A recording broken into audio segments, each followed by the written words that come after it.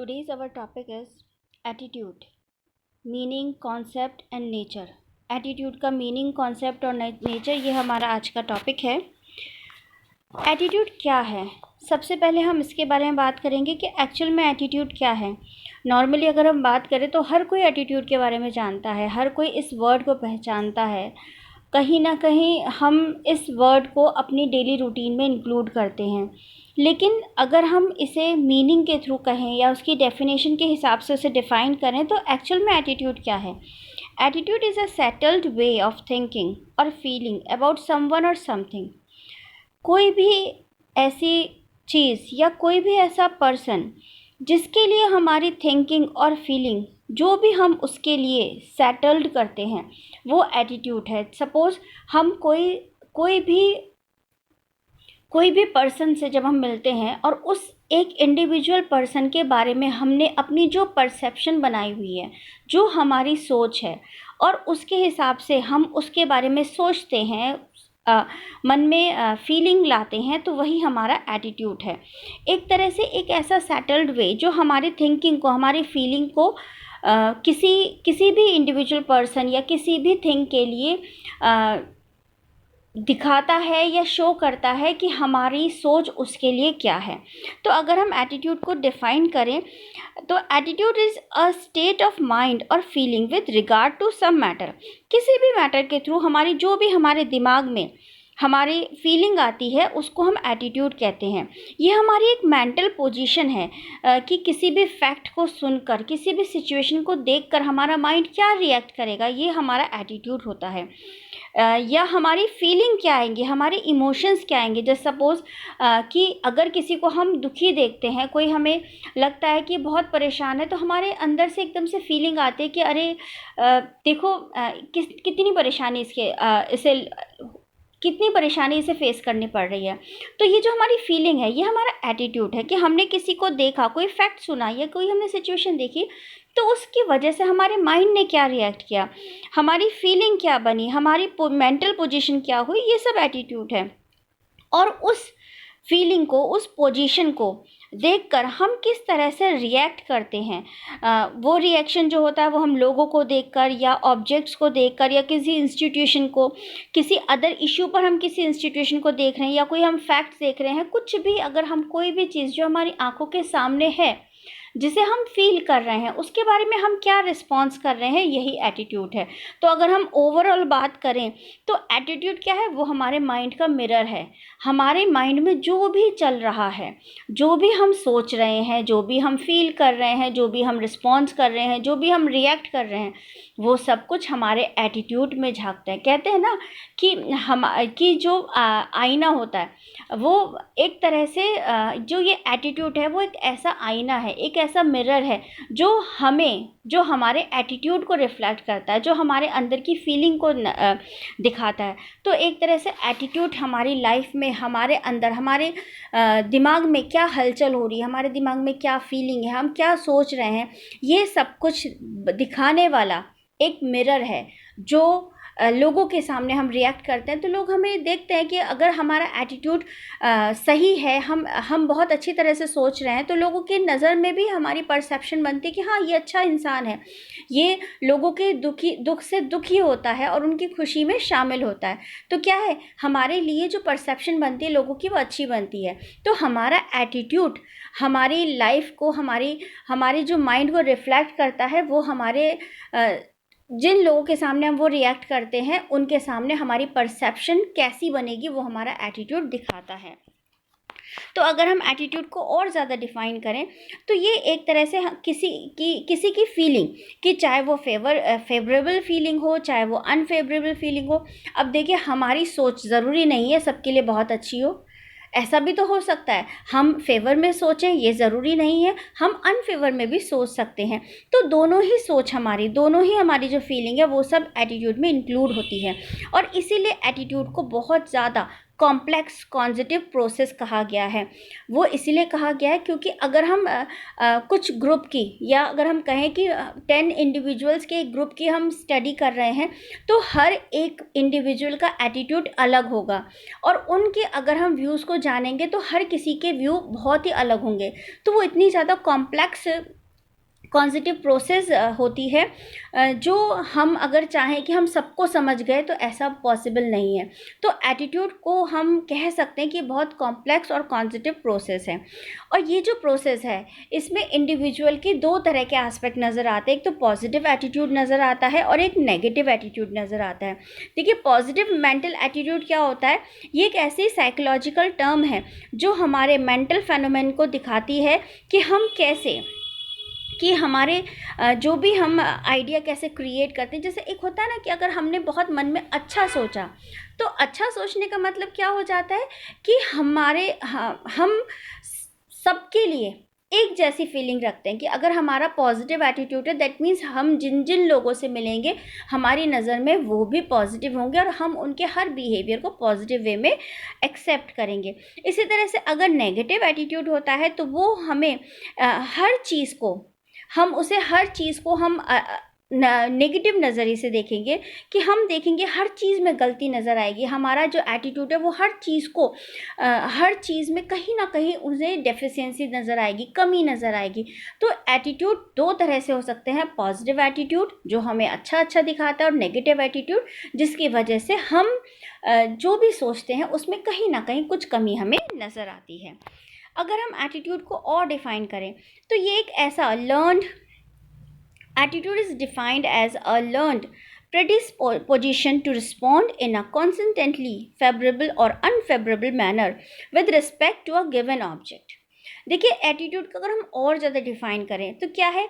ये एक ऐसा लर्नड, एक ऐसा, जैसे होता है ना, बहुत से हमारा जो माइंड है, जैसे कोई डिसीज़ हो जाती है या कोई भी हमें परेशानी हो जाती है, तो उसकी वजह से हम किस तरह से रिस्पॉन्ड करेंगे और कंसिस्टेंटली हम उस चीज़ को रिस्पॉन्ड करेंगे, चाहे वो हम फेवरेबल मैनर में कर सकते हैं, चाहे अनफेवरेबल मैनर में कर सकते हैं। लेकिन हमारे आंखों के सामने हमें जो भी गिवन ऑब्जेक्ट दिया हुआ है, उस ऑब्जेक्ट को देखकर हम जैसा भी रिस्पॉन्ड करेंगे, चाहे फेवर में हो चाहे अनफेवर में हो, वो चीज़ हमारा एटीट्यूड को डिफाइन करेगा।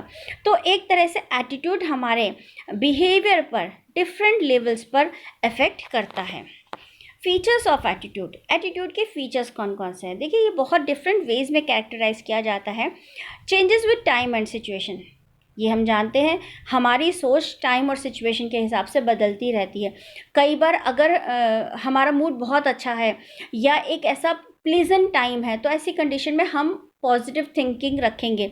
या कई बार सिचुएशन बहुत ही गलत सिचुएशन पे अगर कोई ऑब्जेक्ट हमारे सामने आया है, तो फिर हमारे जो नज़रिया है वो नेगेटिव एटीट्यूड हो सकता है।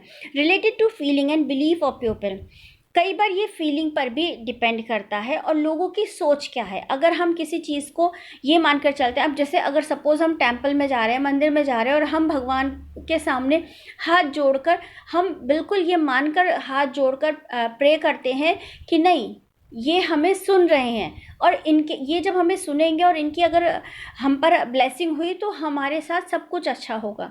तो क्या है, हमारी फीलिंग, हम बिलीव कर रहे हैं। ये तो मैं टेंपल की बात कर रही हूँ, गॉड की बात कर रही हूँ। इसी तरह का बिलीव अगर हम लोगों के साथ करेंगे तो हमारा एटीट्यूड उसी तरह से चेंज हो जाता है। इफेक्ट्स वंस बिहेवियर पॉजिटिवली और नेगेटिवली, कई बार किसी इंडिविजुअल अलग अलग पर्सन के बिहेवियर से भी हमारा एटीट्यूड पॉजिटिव और नेगेटिव हो जाता है। अफेक्ट परसेप्शन, हमारे एटीट्यूड का बहुत ज़्यादा असर हमारी सोच पर, हमारे एटीट्यूड पर बहुत ज़्यादा सोच का असर है। जैसे हमारी परसेप्शन होगी, जैसा हम लोगों के बारे में सोचना चाहेंगे, जैसा हमारा माइंड एक स्ट्राइक करेगा, हमारे माइंड में जैसे ही कोई चीज़ें आएंगी, फीलिंग्स आएंगी, वैसे ही हम एटीट्यूड हमारा बनना शुरू हो जाता है। और कई बार हम अपने पुराने एक्सपीरियंस से भी एटीट्यूड को बनाते हैं। सपोज़ अगर हम किसी सामान को यूज़ करते आ रहे हैं और उस सामान को यूज़ करने का हमारा एक्सपीरियंस बहुत पॉजिटिव है, बहुत अच्छा है तो हमारा एटीट्यूड हमेशा उस प्रोडक्ट को लेकर बहुत ज़्यादा पॉजिटिव रहेगा। लेकिन अगर हमारा बैड एक्सपीरियंस रहा होगा, सपोज़ अगर हम घूमने जा रहे हैं और किसी होटल को हमने बुक किया और उसमें हमने जो भी अपनी वेकेशन बिताई उसमें हमें बहुत अच्छा एक्सपीरियंस मिला, तो हम जब भी अगर उस स्टेशन पर जाएंगे तो हमारी कोशिश होगी हम सेम होटल में स्टे करें, क्योंकि हमारा बहुत अच्छा एक्सपीरियंस रहा, तो हमारा एटीट्यूड उस स्पेस के लिए पॉजिटिव हो गया। तो हम अपने एक्सपीरियंस से भी हमारा एटीट्यूड बहुत ज़्यादा उस पर इम्पैक्ट पड़ता है, मे बी अनकॉन्शियसली हेल्ड। कई बार क्या होता है कि एटीट्यूड को हम अपने आप चेंज नहीं कर पाते, कि स्ट्राइक जैसी कोई चीज़, जैसे किसी भी ऑब्जेक्ट को देखकर कई बार ज़रूरी नहीं है कि वो चीज़ कंटिन्यूशन में चल रही हो, हम सब कुछ सोच सके। कई बार सिचुएशन के ऊपर बेस्ड होकर ये अनकॉन्शियस हो जाता है, यानी हम कई बार तो हम किसी चीज़ को सोचते हैं लेकिन कई बार हम न्यूट्रल हो जाते हैं, हम कुछ भी सोच नहीं पाते। तो एटीट्यूड इन सब चीज़ों पर, इसके जो एटीट्यूड के फीचर्स हैं, ये बहुत सारी चीज़ें हैं जो एटीट्यूड पर डिपेंड, एटीट्यूड जिनकी वजह से चेंज हो सकता है। और सबसे बड़ी बात, एटीट्यूड के सारे फीचर्स हैं और ये सारे के सारे फीचर्स कहीं ना कहीं एटीट्यूड में हमारी जो फीलिंग है उनको बदल सकते हैं। और नेक्स्ट इसमें आता है नेचर ऑफ एटीट्यूड। नेचर क्या है एटीट्यूड के? देखिए, एस्पेक्ट ऑफ वेलनेस। कई बार क्या होता है कि हमारा जो भी इवेंट के को जो भी हम देख रहे हैं, जो भी ऑब्जेक्ट है या जो भी कंडीशन को हम फेस कर रहे हैं, उसमें हमारा कितना हम उसे उसको हम फेवर में एक्सेप्ट कर रहे हैं और कितना अनफेवर में एक्सेप्ट कर रहे हैं। कई बार क्या होता है कि बहुत सी चीज़ें होती हैं, बहुत से इवेंट होते हैं जो अच्छे भी हमें एक्सपीरियंस देते हैं और बुरे भी। तो यहाँ पर हम ये देखते हैं कि हमारा जो एटीट्यूड है उसमें हमें अगर पॉजिटिव थिंग्स, फेवर वाली चीज़ें अगर हमारे साथ ज़्यादा हुई तो हम उसके लिए पॉजिटिव एटीट्यूड को रखते हैं। तो हमारा जो नेचर है एटीट्यूड का, वो दोनों चीज़ों को एक्सेप्ट करता है, दोनों चीज़ों को ही वो देखता है, दोनों चीज़ों को ही वो एक तरह से हम कह सकते हैं अडॉप्ट करता है। लेकिन उसमें जिसकी डिग्री ज़्यादा होती है, जिसकी परसेंटेज ज़्यादा होती है, हम उस तरह का एटीट्यूड को बना लेते हैं। सेकंड इसमें आता है एस्पेक्ट्स ऑफ मल्टीप्लेक्सिटी। देखिए, हमारा जो एटीट्यूड है उसमें बहुत सारे एलिमेंट्स इंक्लूड होते हैं, बहुत ज़्यादा कॉम्प्लेक्स होता है, मल्टी कॉम्प्लेक्सिटी होती है, कि हम ये नहीं कह सकते कि हमारा जो एटीट्यूड है वो सिर्फ और सिर्फ उस पर एक ही बात का असर है। कई सारी चीज़ें होती हैं, हमारे चारों तरफ का एनवायरनमेंट हो सकता है, हमारे जितने लोगों का हम पर असर होता है वो लोग भी हो सकते हैं, कुछ इवेंट भी हो सकते हैं, हमारा ऑब्जेक्ट भी हो सकता है, बहुत सारी चीज़ें हैं जो एटीट्यूड पर असर डालती हैं। तो इसी वजह से ये इसमें बहुत ज़्यादा मल्टीप्लेक्सिटी होती है, क्योंकि नंबर ऑफ़ एलिमेंट्स बहुत ज़्यादा होते हैं। नेक्स्ट इसमें आता है रिलेशन टू नीड एस्पेक्ट। देखिए, जितना भी हमारी जो नीड होती है, हमें जिस तरह की ज़रूरत है उससे उस नीड के हिसाब से हमारा एटीट्यूड कई बार बदल जाता है। कई बार हमारी फीलिंग कुछ कहती है लेकिन हम सोच कुछ और बना लेते हैं। क्योंकि हमारी जो नीड है वो नीड हमारे एटीट्यूड पर बहुत ज़्यादा असर डालती है। कई बार क्या होता है कि हम एक कंडीशन में कुछ और हमारा एटीट्यूड बनता है, लेकिन दूसरी कंडीशन जैसे ही बदल जाती है हमारा एटीट्यूड भी चेंज हो जाता है। तो क्या है, ये हमारी नीड के हिसाब से बदल जाता है। Centrality aspect.